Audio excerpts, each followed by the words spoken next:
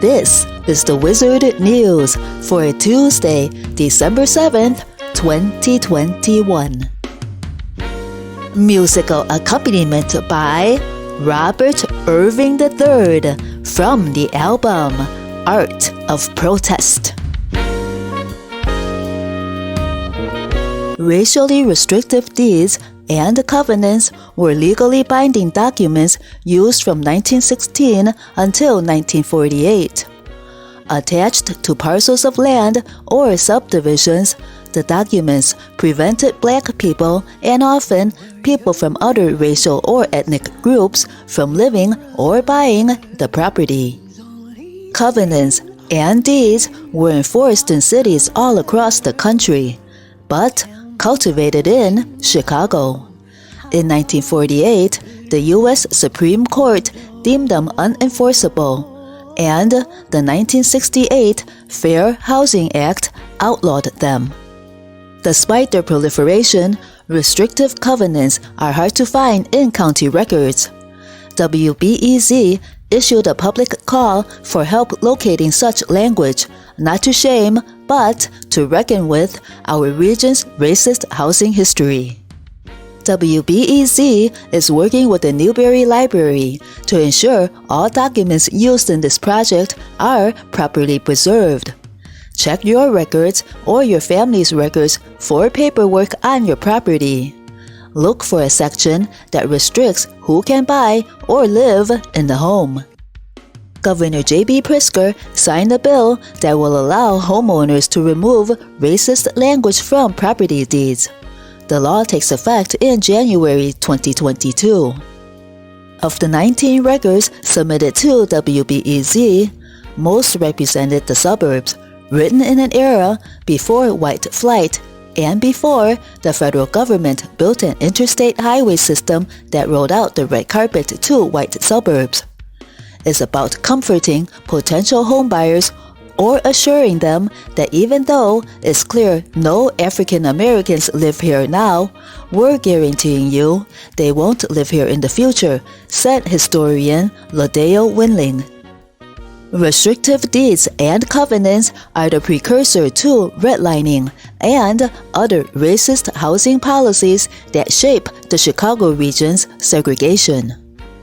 With the National Association of Real Estate Boards headquartered in the city, Chicago played a role in the widespread use of covenants not just locally but nationally. This was like a nerve center for both centralizing and accumulating ideas about real estate practice and then sending them out to individual boards and chapters throughout the country. The National Real Estate Board's General Counsel in Chicago created a covenant template with this message to real estate agents and developers. You should use this template in your community wherever you are. It is impossible to quantify how many of these legally binding documents covered the Chicago area. White neighborhood associations organized in favor of them, and property owners often paid $5 to sign their name to the covenants.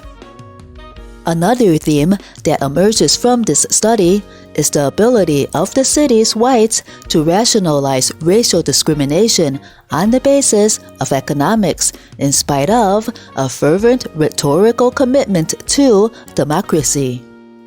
The strong ties between the perceptions of property values and the racial compositions of neighborhoods provided a compelling reason for residents to sign covenants. Rather than attempting to reconcile their economic interests and the democratic principles allegedly underlying the American political system, many merely argued that covenants were expressions of democratic self-rule. What was lacking was a leadership in the neighborhood, city, and nation that took the same set of dynamics and struggled for a solution that protected economic interests and preserved racial opportunities and rights.